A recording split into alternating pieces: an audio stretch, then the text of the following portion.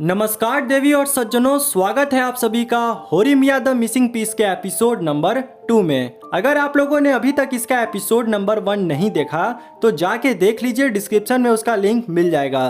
तो चलिए बिना कोई देरी किए शुरू करते हैं आज के इस एपिसोड को।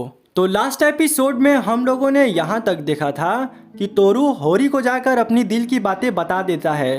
कह देता है कि होरी आई लव यू, मैं तुमसे बहुत प्यार करता हूँ, मैं तुमसे बेहद प्यार करता हूँ, तुम्हारे लिए चांद तोड़ के ला सकता हूँ और वगैरह ब्ला ब्ला।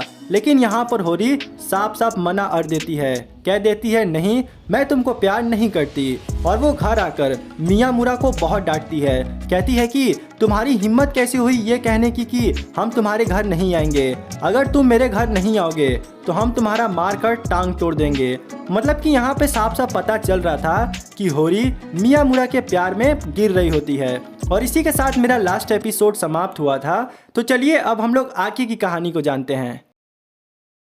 तो इस एपिसोड के स्टार्टिंग में देखते हैं कि होरी और मियामुरा दोनों लोग बाजार से सामान लेकर घर जा रहे होते हैं। तभी रास्ते में जाते वक्त होरी गाना गाने लगती है और वो एनिमे सॉन्ग गा रही थी। ये सुन के मियामुरा बोलता है, वाह क्या गाना गाती हो, तुम्हारी आवाज़ तो बहुत मीठी है, मज़ा आ गया।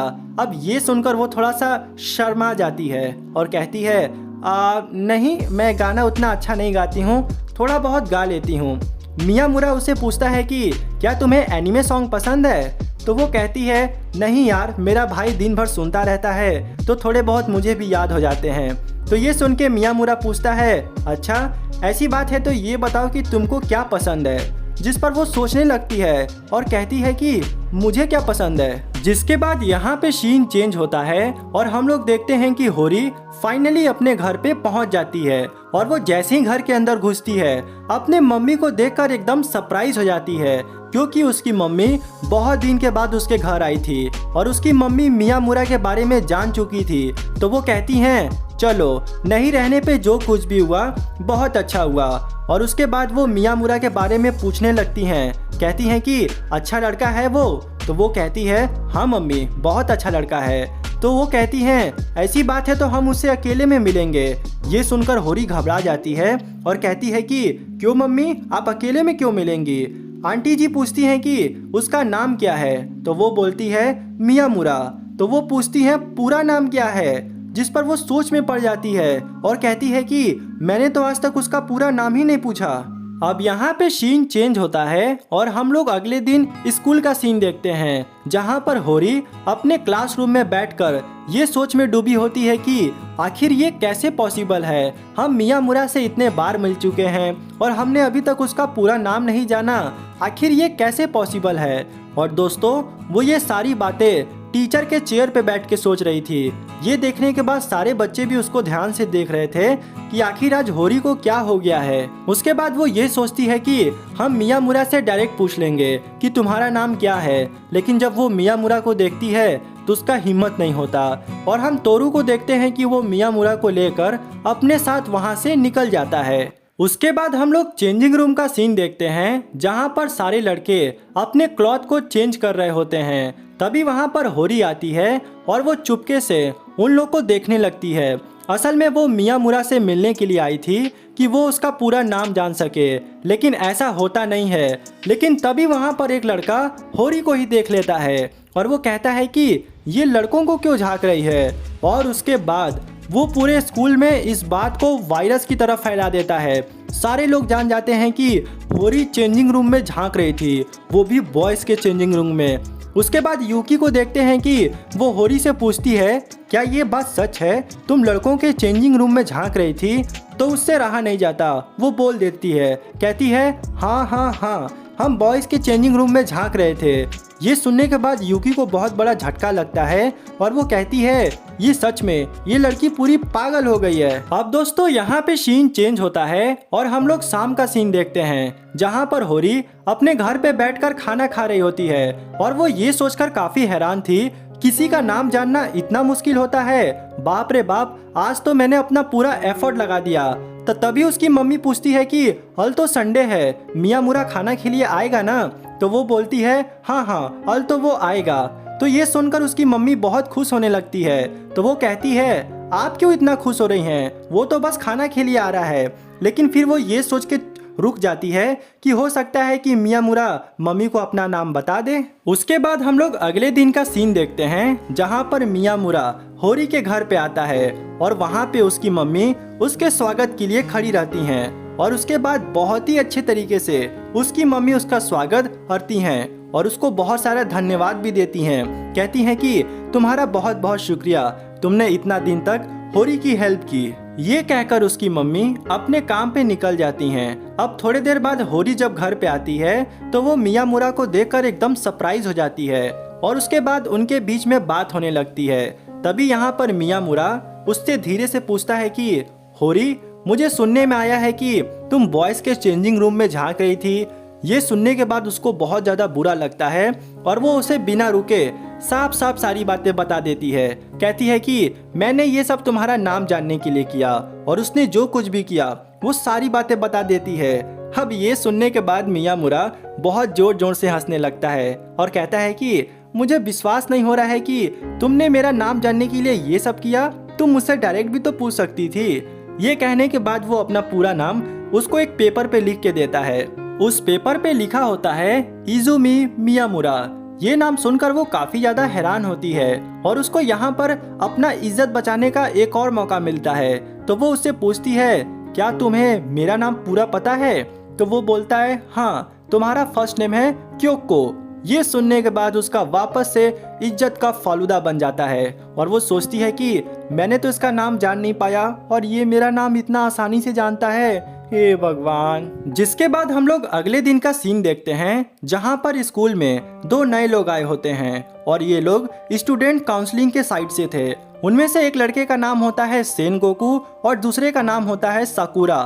सेनगोकू लीडर था, इन सभी प्रोग्राम को वही लीड करता था। उसके बाद देखते हैं कि वो लोग होरी से मिलते हैं और यहाँ पर हमें पता चलता है कि ये लोग पहले भी होरी से मिल चुके हैं। अब यहाँ पर एक रिपोर्ट बनाने के लिए वो लोग होरी को डांट रहे होते हैं और यहाँ पे होरी चुपचाप बिना कोई सवाल उठाए उस रिपोर्ट के लिए मान जाती है।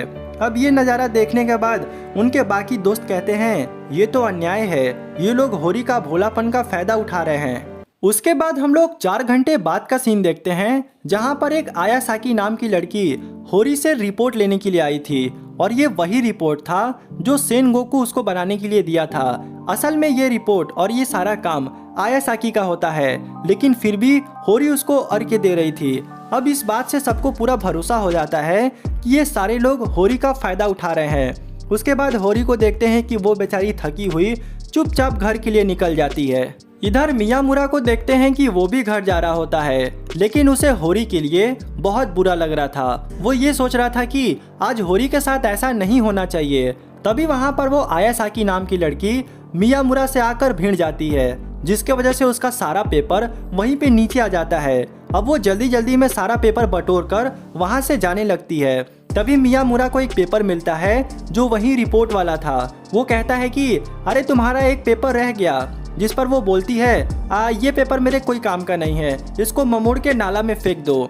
और ये कहते के साथ वो वहाँ से तेजी से भाग जाती है। उसके बाद हम लोग अगले दिन का सीन देखते हैं जहाँ पर सेनगोकू और साकुरा दोनों लोग होरी से रिपोर्ट मांग रहे होते हैं। अब होरी के पास तो रिपोर्ट होता नहीं है, तो वो बोलती है मैंने तो आप लोग को दे दिया, पहुँचा क्यों नहीं? जिस पर वो बोलते हैं अगर तुमने दे दिया तो रास्ते में भूत ले गया, कहाँ है वो? और ये कहकर वो उसको डांटने लगते हैं। अब यहाँ पे होरी बेचारी मजबूर चुपचाप बेचारी सोचने लगती है कि हम क्या करें।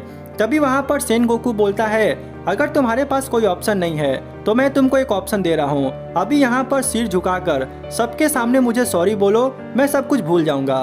अब वो बेचारी के पास कोई ऑप्शन भी नहीं बचता और वो जैसे ही सॉरी बोलने वाली होती है वहाँ पर मियामुरा आ जाता है। मियामुरा जैसे ही वहाँ पर आता है वो बिना सोचे समझे सेनगोकू को पकड़ के मारने लगता है और कहता है तुम्हारा दिमाग खराब है, ये सब क्या बोले जा रहे हो? और उसके बाद वो रिपोर्ट दिखाकर सारी बातें बताने लगता है। कहता है कि ये आयासाकी नाम की लड़की लाकर हमसे भीड़ गई और इसका पेपर नीचे गिर गया। मैंने जब बोला कि ये पेपर ले लो तो इसने कहा कि नाला में फेंक दो। ये सारी बातें जब आयासाकी को याद आती है तो वो बेचारी रोने लगती है और रोते रोते वहाँ पर सबसे माफ़ी मांगती है। कहती है कि ये सब मेरी वजह से हुआ है और उसके बाद देखते हैं कि वो दोनों लोग भी वहां से माफी मांगकर निकल जाते हैं। अब इधर मियामुरा को देखते हैं कि वो होरी से ये पूछ रहा होता है कि आखिर ये बंदा है कौन जिसकी तुम सारी बातें मानती हो, क्या तुम्हारी कोई रिलेशन का है क्या? जिस पर होरी उन लोगों को सारी बातें बताने लगती है। कहती है कि सेन गोकू मेरा बचपन का दोस्त है और बचपन में मैंने उसके ऊपर बहुत सारी अत्याचार की है। एक समय तो ऐसा आ गया था कि सेन गोकू को ऐसा लगने लगा कि हम इसके पालतू हैं, लेकिन समय के साथ सब कुछ बदल गया। जब वो बड़ा हुआ तो हमसे कहा कि तुम मेरे साथ अच्छे से पेश आओगी क्योंकि हम लोग हाई स्कूल में आ गए हैं, इसलिए मैं ये सब कर रही हूँ। उसके बाद हम लोग एक दिन बाद का सीन देखते हैं जहाँ पर मियामुरा जैसे ही सेन गोकू को हाय बोलता है, ये देखकर सेन गोकू की फट जाती है क्योंकि उसे अपना पिटाई याद आने लगता है। खैर जो भी हो, अब यहाँ पे मियामुरा को तोरू से पता चलता है कि होरी का बर्थडे आ रहा है और ये जानकर वो बहुत ज़्यादा सीरियस हो जाता है।